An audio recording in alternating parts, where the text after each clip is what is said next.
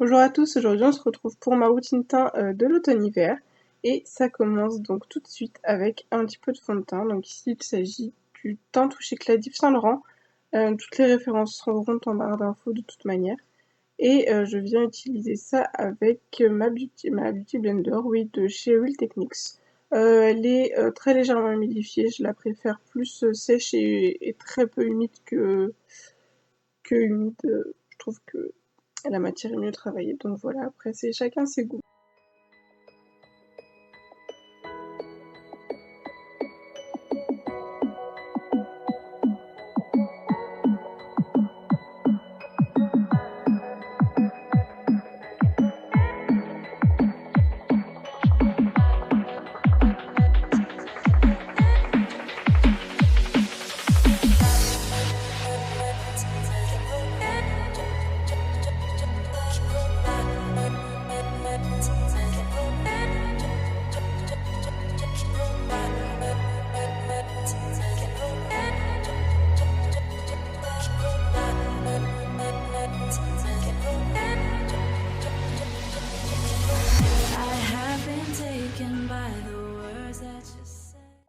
Et une fois le fond de teint appliqué, vient l'étape de l'anti-cerne. Donc ici, il s'agit du Radiance Reveal Concealer de Bourjois que je viens appliquer un petit peu comme tout le monde, je dois dire, en triangle sous mes yeux.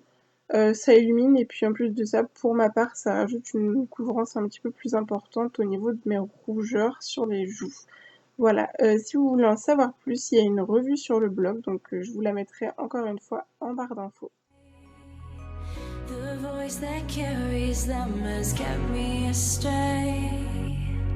Too soon to act on it, can we ever be? That all depends on what you're feeling from me. Let me show you all the way. Let me show you all the ways.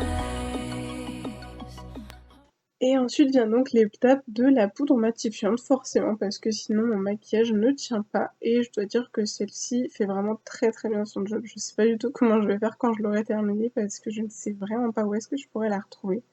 Enfin bref, du coup j'applique ça tout simplement partout sur mon visage et voilà. Let me show you all the ways.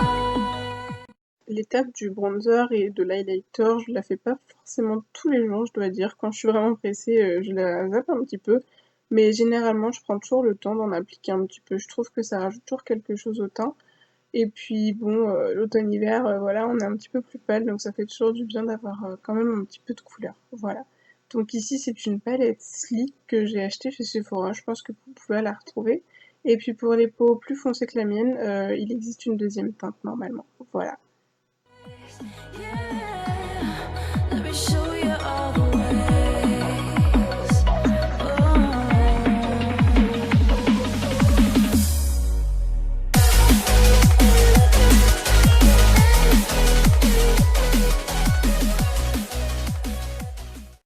Et donc pour finir, j'applique toujours une petite touche d'highlighter donc sur le haut des pommettes.